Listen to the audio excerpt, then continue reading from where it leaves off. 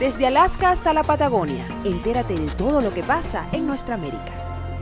Bien, y ya estamos en la segunda parte del programa, segunda parte en la cual tenemos la oportunidad de saludar a toda nuestra gente querida que nos acompaña en distintos rincones de nuestro mundo, comenzando con Radio Cumbre 101.9 FM desde el estado Barinas en Venezuela, también a través de Fusión 90.7 FM desde Houston, Texas en los Estados Unidos, de CNC Florida Central, nuestro canal de televisión digital, y por supuesto a través de Ideal Radio FM desde Málaga, España. Para los que me están viendo en este preciso instante a través del Facebook Live, esta segunda parte está saliendo grabada, puesto que tuvimos muy serios problemas de transmisión. Nuevamente desde ayer hemos venido presentando problemas para poder llegar a ustedes de manera estable. Lamentándolo mucho, hay construcciones cerca de nuestro estudio y sabemos que esto ha generado problemas en la estabilidad de nuestro servicio de internet, de nuestro servicio de banda ancha. Bueno, lo que nos afecta durante, espero yo, esta semana, y que para la que viene podamos restablecer nuestras transmisiones de manera constante. Hoy en América es Noticia colocamos en Bajo la Lupa a... Y bajo la lupa nos vamos ahora con Guatemala. Tenemos a Perú, Uruguay y Brasil en esta segunda parte del programa, así que vamos a tratar de aprovechar el tiempo. En el conflicto sobre el destino de la Comisión Internacional en contra de la impunidad en Guatemala, el gobierno del presidente Jimmy Morales ha provocado una grave crisis política. Y si les soy sincero, la verdad, cuando llegó Jimmy Morales, ya preso Otto Pérez Molina, Roxana Valdetti y todo el grupo de corruptos que formaban parte de la trama de corrupción de la línea descubierta por la propia Comisión Internacional en contra de la impunidad en Guatemala, pensábamos que con el presidente Jimmy Morales las cosas se estabilizarían y que sin duda alguna esta comisión tomaría fuerza institucional en Guatemala. El hecho es que, ¿a qué será? 2 años, poco menos de 2 años después, Guatemala está al borde de una crisis de Estado. Desde hace semanas el gobierno de Jimmy Morales le niega el regreso a Guatemala al fiscal Iván Velázquez, presidente de esta comisión internacional, quien se encontraba de viaje en Nueva York cuando se prohibió su ingreso por razones de orden público y de seguridad. El gobierno de Morales tampoco quiere cumplir una sentencia del Tribunal Constitucional guatemalteco, pues del domingo pasado, según la cual se debe permitir la entrada a Velázquez. Con esto se cuestiona el orden constitucional en el país. Esto se lo dijo a la Deutsche Welle Manfredo Marroquín, presidente de Acción Ciudadana, la representación local de Transparencia Internacional. Detrás de la disputa en torno a la Comisión Internacional en contra de la impunidad en Guatemala están las avanzadas investigaciones judiciales por corrupción que lleva a cabo esta organización y que cuenta con un mandato de las Naciones Unidas. La ONU respalda así desde hace 10 años el trabajo de la Fiscalía de Guatemala, que ha llevado a la cárcel, entre otros, tal como se los comentaba antes de leerles esta nota, al expresidente Otto Pérez Molina. Pero desde que el actual presidente Jimmy Morales y su familia quedaron en la mira de los investigadores por presuntos casos de corrupción, Morales pasó de apoyar a la Comisión Internacional, insisto, cuando él arranca su periodo como presidente, manifestó todo su respaldo a la lucha en contra de la corrupción a través de la Comisión Internacional en contra de la impunidad en Guatemala. Pero el hecho es que pasó a convertirse en un enemigo abierto de su trabajo. La misma postura hostil es ahora asumida por otros políticos y empresarios a quienes les molestan las pesquisas.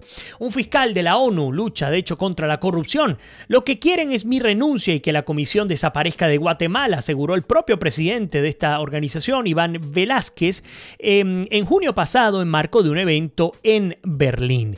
El mandato actual de la Comisión Internacional en contra de la impunidad en Guatemala se extiende hasta septiembre del 2019.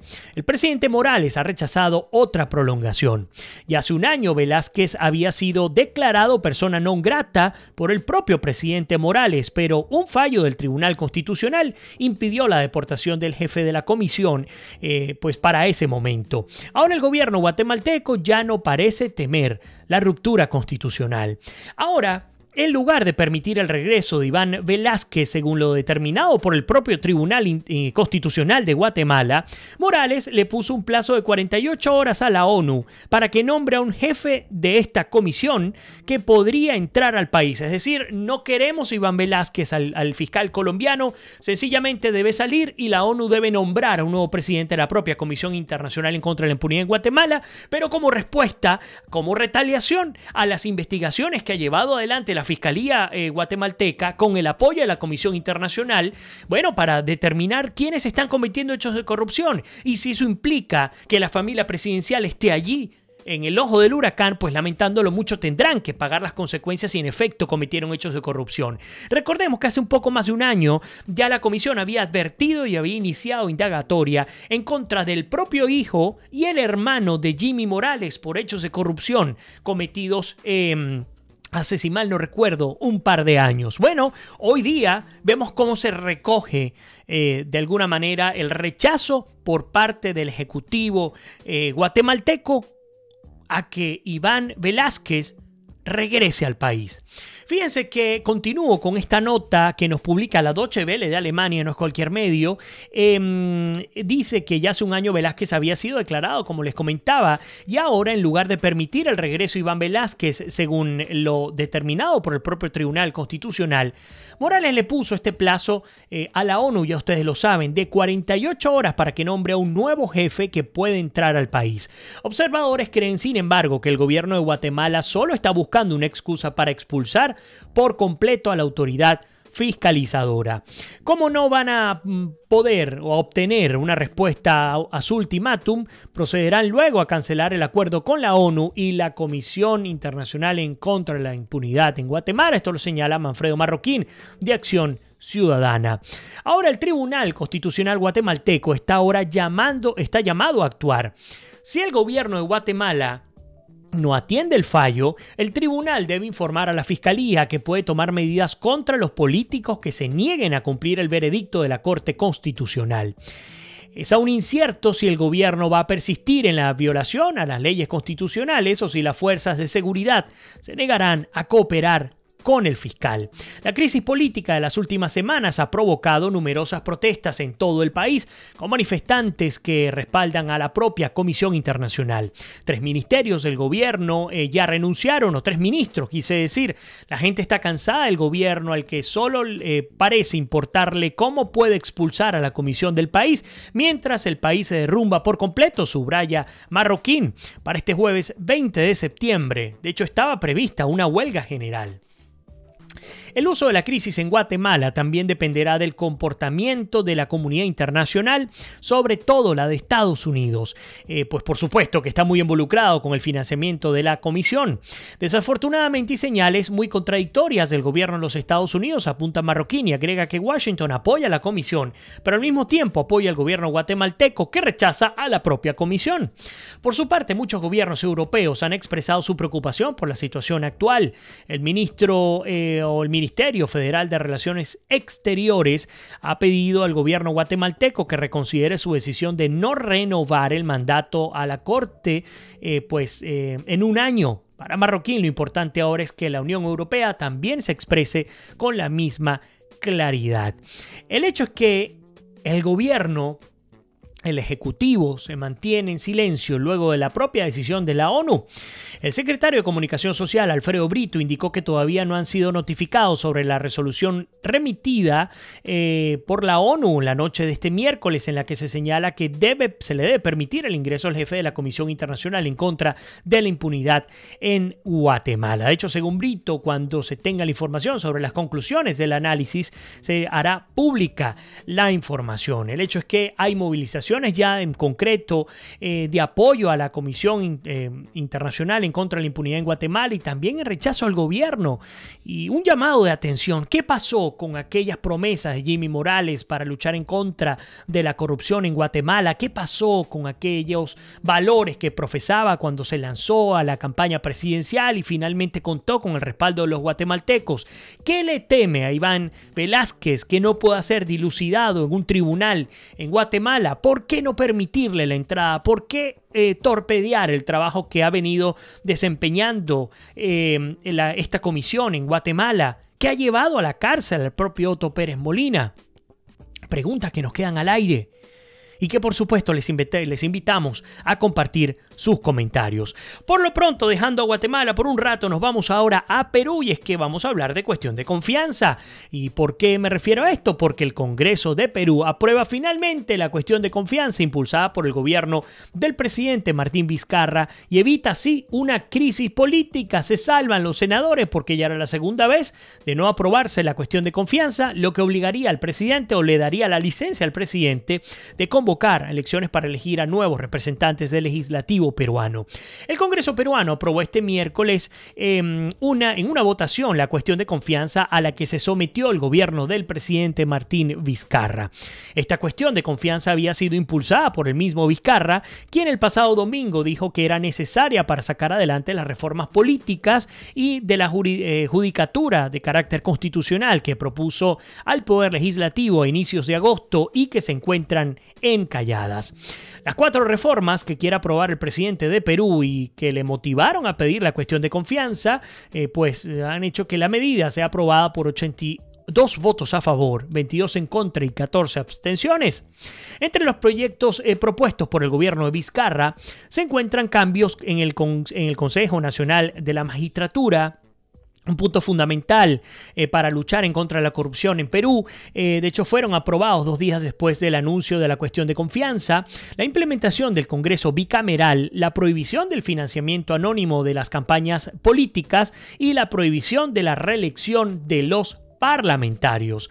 Hablando de los escándalos de corrupción, estas reformas fueron la forma en la que Vizcarra pues respondió al clima de crispación e indignación que hay en el país andino, porque no dejan de destaparse escándalos de corrupción. En menos de 2 años se encarceló de manera preventiva a un expresidente, a Ollanta Humala, se pidió arresto a otro que desde entonces ha preferido no pisar suelo peruano. Ustedes se imaginarán quién es, Alejandro Toledo. Se han iniciado investigaciones contra otro exmandatario, Alan García, y se ha vivido la caída de un cuarto de PPK, Pedro Pablo Kuczynski, por un escándalo de compra de votos. A esto se sumó la publicación de grabaciones en las que se podía oír a miembros del Poder Judicial en presuntas negociaciones sobre nombramientos y sentencias.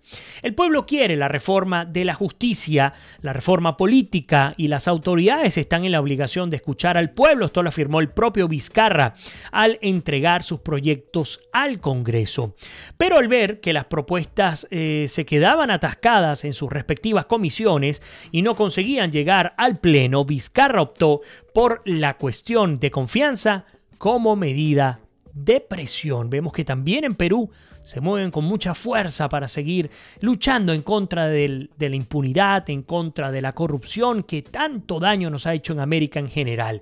Fíjense que, como les decía, el Congreso peruano ha otorgado este voto de confianza a las reformas impulsadas por el presidente.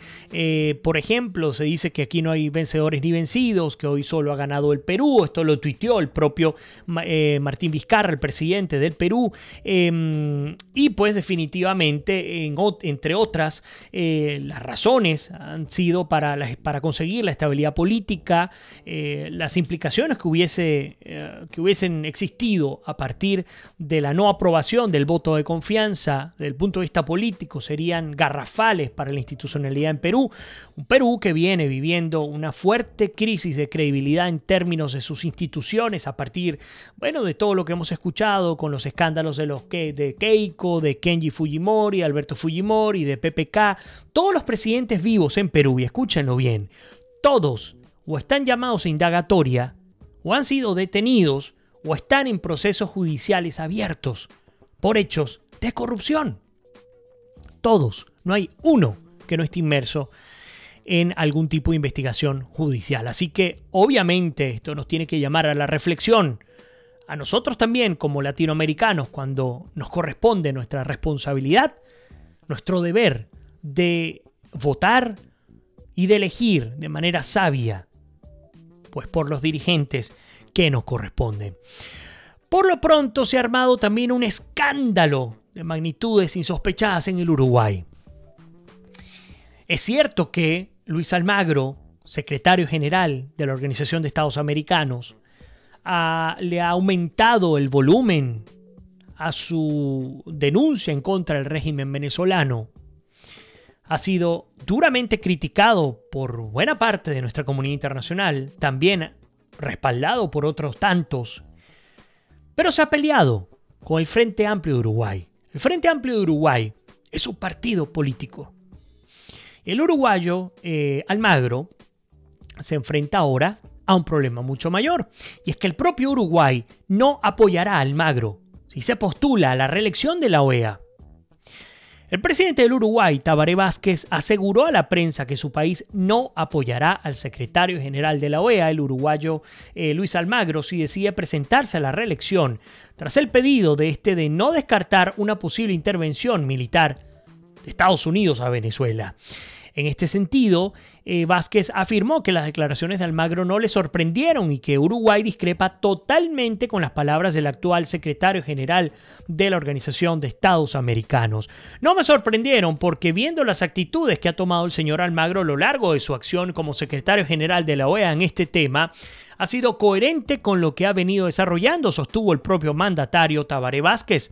Asimismo, señaló que evidentemente el accionar del secretario general se aleja de la línea política de la coalición de izquierda que gobierna el Uruguay, el Frente Amplio, como les había comentado de entrada de esta nota, que por cierto es publicada o ha sido publicada por el diario Las Américas. El pasado viernes, Almagro, de hecho, aseguró en cuanto a la intervención militar para derrocar al régimen de Nicolás Maduro: creo que no debemos descartar ninguna opción. Las declaraciones del secretario general de la OEA se produjeron en Colombia, luego de una visita a la frontera con Venezuela.